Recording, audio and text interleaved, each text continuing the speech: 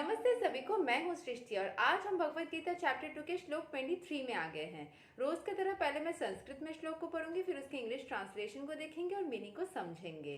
तो चलिए शुरू करते हैं।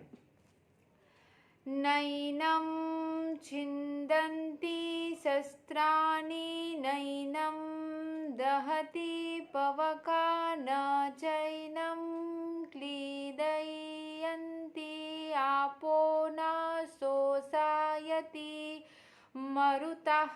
The soul can never be cut into pieces by any weapon, nor burned by fire, nor moistened by water, nor withered by the wind. तो soul है ना, वो एक एनर्जी फॉर्म में है। इस एनर्जी को, जो मटेरियलिस्टिक चीज़ें हैं, उसमें से कोई भी चीज़ प्रैक्टिकली या मटेरियली ट्रांसफॉर्म नहीं कर सकती, भिगा नहीं सकती, जला नहीं सकती, उसको हर्ट मतलब तबाह नहीं कर सकती वेपन से। मतलब उसको मटेरियलिस्टिकली आप दबा कुचला नहीं सकते।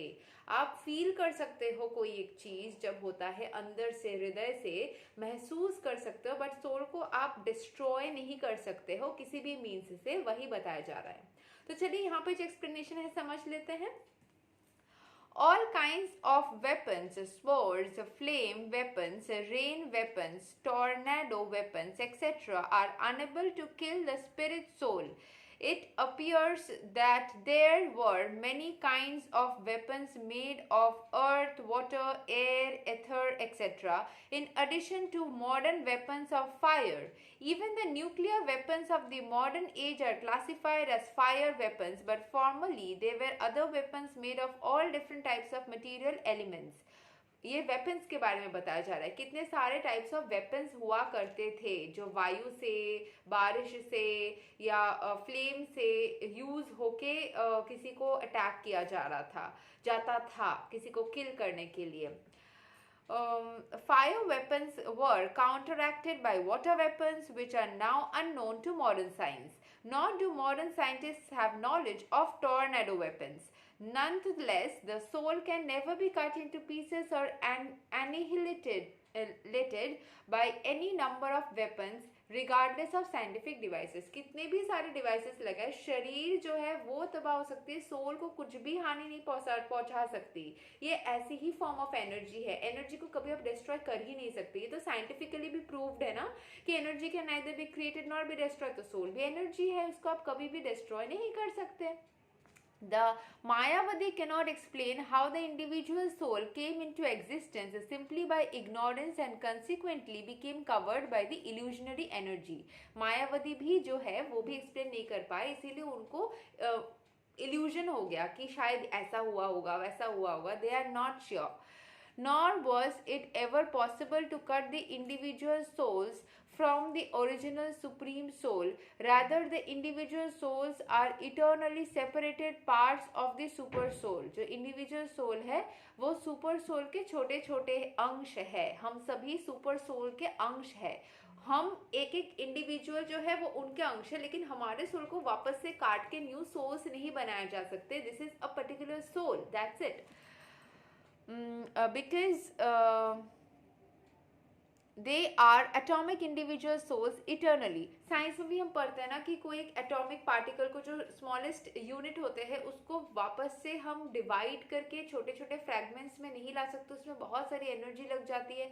Similarly soul is a minute particle, उसको भी वैसे हम डिवाइड नहीं कर सकते। ठीक है, मतलब साइंटिफिक रिसर्च होती तो पता चलती कि कर सकते हैं भी नहीं, क्योंकि एटॉम को फिर बाद में पता चला प्रोटॉन्स, न्यूट्रॉन्स, इलेक्ट्रॉन्स, उसको भी फिर सब डिवाइड करने के लिए बहुत सारे एनर्जी देके उसको भी डिवाइड कर सकते हैं।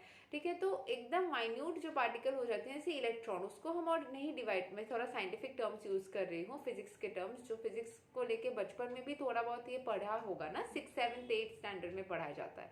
तो जो इलेक्ट्रॉन्स होते हैं वो सारे एकदम छोटे छोटे पार्टिकल्स होते हैं, negatively charge and protons positively charge. तो इलेक्ट्रॉन्स को जैसे हम और तोड़ नहीं सकते, सिमिलरली सोल वैसा एक छोटा सा पार्टिकल है जिसको हम तोड़ नहीं सकते। आप ऐसे कंपेयर करके समझना चाहो तो ईजी हो जाएगा, आपको समझ में आ जाएगा। साइंस के भाषा में मॉडर्न साइंटिस्ट को पता है कि ना हो, वो इससे रिलेट करोगे तो एकदम वो लोग भी बोलेंगे हाँ ये सही है।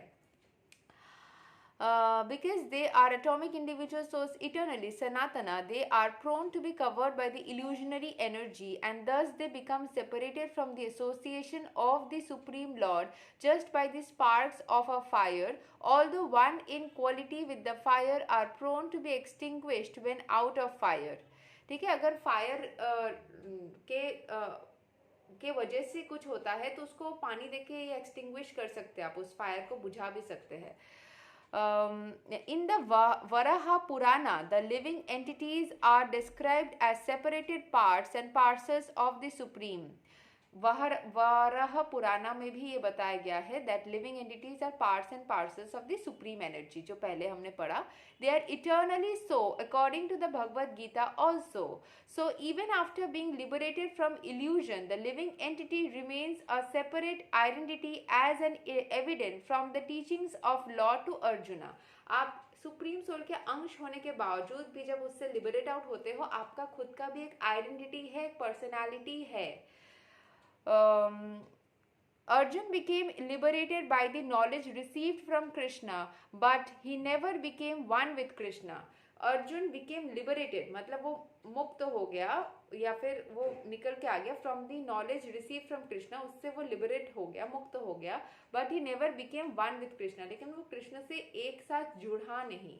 वो because he is not similar to Krishna. आप ये बोल सकते हो इस तरीके से भी कि हम ईश्वर के एक अंश है, उनसे निकल के आए हैं. हमारा एक खुद का पर्सनालिटी है, खुद की इंडिविजुअलिटी है, खुद का एग्जिस्टेंस है, लेकिन हम ईश्वर से के समतुल्य नहीं है. हम उनके ही एक फ्रैगमेंट है, उनके समतुल्य नहीं है. ईश्वर को कितना कुछ पता है, वो कितना कुछ चला सकता है, हम चला सकते हैं इतना सारा कुछ जितना हमें आता है. ऐश्वर्य क्वालिटीज रहने के कारण हम उतना काम जरूर कर सकते हैं, लेकिन एक डोमेन के अंदर उतना स्प्रेड आउट करके उतना यूज मतलब उतना यूज नहीं होता. हमारा खुद का लिमिटेशन या बाउंड्रीज होता है, उसके अंदर हम सिमिलर काम कर सकते हैं, जैसे टेक केयर करना किसी का, किसी के साथ अच्छे से बिहेव करना, या किसी को समस्या से निकालना. ये सब जो ईश्वर के क्वालिटीज़ है वो हमारे अंदर भी है, लेकिन हम एक लिमिट तक वो कर सकते हैं, उससे ज़्यादा नहीं कर सकते. लेकिन ईश्वर जो है वो लिमिटलेस है, जितना भी दे दो वो आराम से कर लेंगे. तो यही था आज का श्लोक नंबर 23 चैप्टर 2 का, यही तक था. अगले वीडियो में हम श्लोक 24 को कवर करेंगे. तब तक के लिए हरे कृष्णा.